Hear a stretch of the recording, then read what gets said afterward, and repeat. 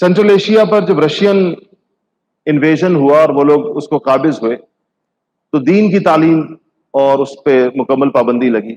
अभी 2-3 साल पहले की बात है कि मेरे पास एक आलिम आए कजाकिस्तान के, तबलीगी जमात में आए हुए थे, तो मुझसे मिलने के लिए भी तशरीफ लाए। तो उन्होंने मुझे दिखाया कि हमारे यहाँ बहुत बड़ा मदरसा है हमारा, वो किसी मदरसे के मोहतमिम थे वहां के। वैसे मैंने उनसे पूछा, मैंने कहा कि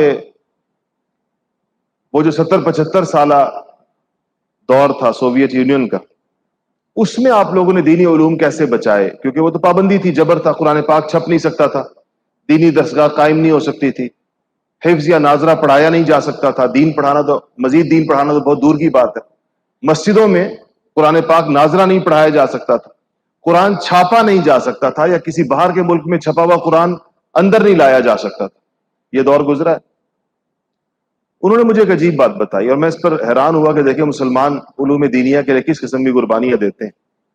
उन्होंने कहा कि आपको पता होगा ये बात कि रशिया रकबे के एतबार से दुनिया के बड़े मुल्कों में से, और फिर अगर आप इस सारे सेंट्रल एशिया को भी इसके साथ शामिल कर दें तो ये बहुत, आप कभी नक्शे में देखें तो ये दुनिया का एक बहुत बड़ा हिस्सा बन जाता। तो उन्होंने कहा कि हमारे यहां से साइबेरिया के दूसरे किनारे तक जो ट्रेन जाती थी, मुझे बिल्कुल उसके एग्जैक्ट दिन तो भूल गए जो उन्होंने बताए थे, नहीं उसमें इश्तिबा हो गया। तो उन्होंने कहा कि यानी कि यूं समझ लीजिए कि उस जमाने के सोवियत यूनियन के एक कोने से लेकर दूसरे कोने तक जो ट्रेन जाती थी तो वो 10 दिन का सफर होता था। 10 दिन में वो एक कोने से दूसरे कोने तक जाती, और जाहिर है 10 दिन में उसकी वापसी होती। तो उन्होंने कहा कि चूंकि पढ़ाने के लिए कोई जगह नहीं थी, आपको शायद ये बात भी मालूम होगी कि जिस जमाने में सोवियत यूनियन कायम था और रूस अभी यानी ये टूटा नहीं था, सेंट्रल एशिया की रियासतें आजाद नहीं हुई, दुनिया का सबसे बड़ा इंटेलिजेंस नेटवर्क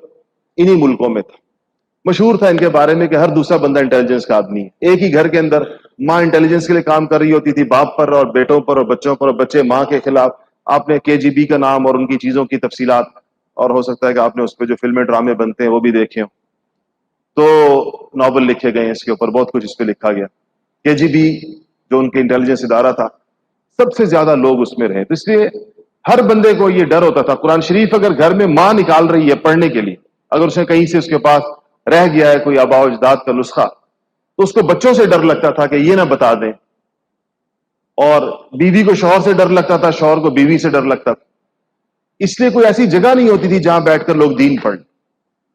तो उन्होंने कहा कि उसका हल हमने ये निकाला था कि उस्ताद और शागिर्द, 7-8 शागिर्द हो गए और एक उस्ताद हो गए, वो ट्रेन का टिकट ले लेते थे, पूरा जो एक कूपा या एक डब्बा होता है वो पूरा बुक करा लेते थे, और वो हमारे मुल्क के उस कोने से साइबेरिया के आखिरी कोने तक का टिकट लेकर उस कूपे के अंदर बैठ जाते थे उस्ताद और शागिर्द। और अब 10 दिन तक किसी कूपे में रहना है और सिर्फ टिकट चेक करने आना है और किसी और ने नहीं आना। तो जाते हुए भी सबक पढ़ते थे और वापस के 10 दिन के अंदर भी सबक पढ़ते थे। ये भी सबक पढ़ने का एक महफूज तरीका।